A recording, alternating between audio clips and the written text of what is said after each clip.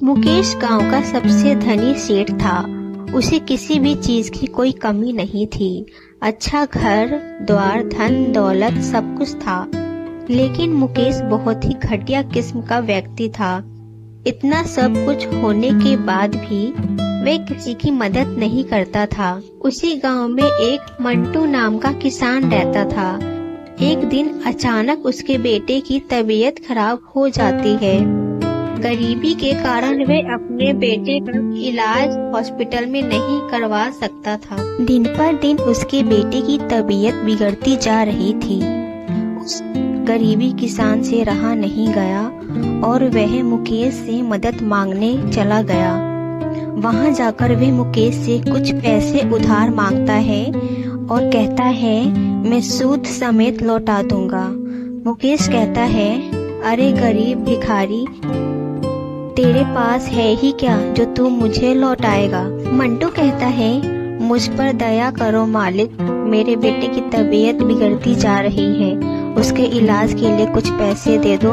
मुकेश मंटू को धक्के मारकर वहां से निकाल देता है और कहता है, दोबारा यहाँ आ मत जाना। मंटू घर पहुंचता है तो उसके घर के आगे लोगों की भीड़ देखता है। इतनी भीड़ देखकर वह घबरा जाता है। आगे आकर देखता है तो उसके बेटे की मृत्यु हो गई थी। मंटू रोने लगता है और अपनी गरीबी को कोसता है। तभी उसके पास एक बुढ़िया आती है और कहती है, तुम अपनी गरीबी को क्यों कोसते हो। मंटू कहता है, तो कोसू नहीं तो और क्या करूं? एक यही तो मेरे घर का पहला और आखिरी चिराग था, भगवान ने उसे भी छीन लिया। एक वह धनी सेठ है जो इतना बुरा होने के बाद भी खुशी की जिंदगी जी रहा है। बुढ़िया कहती है, देखो बेटा, भगवान बुरे लोगों की रस्सी ढीली कर देते हैं और जब खींचते हैं तब वह आसमान से सीधे धरती पर आकर गिरता है।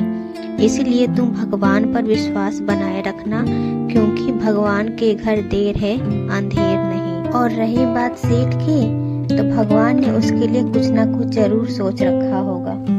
एक साल बीतने के बाद वह सेठ भागता हुआ मंटू के घर में घुस जाता है और कहता है, मेरे पीछे पुलिस लगी है, अगर वह तुमसे पूछे तो मना कर देना कि मैं यहाँ नहीं हूँ। पुलिस आती है तो मंटू मना कर देता है। मंटू सेठ से पूछता है, आप पुलिस से छिप क्यों रहे हैं? सेठ कहता है, मैं सारे काम गैर कानूनी करता था, जिसके बारे में पुलिस को पता चल गया और अब मेरे पास कुछ नहीं है, एक भिखारी की जिंदगी जी रहा हूँ। मैंने गरीबों को बहुत दुख पहुँचाया है। गरीबों को तो मैं अपनी पाँव की जूती समझता था, आज उसी का फल भुगत रहा हूँ और मैंने तुम्हारे साथ जो किया उसके लिए मैं माफी मांगता हूँ।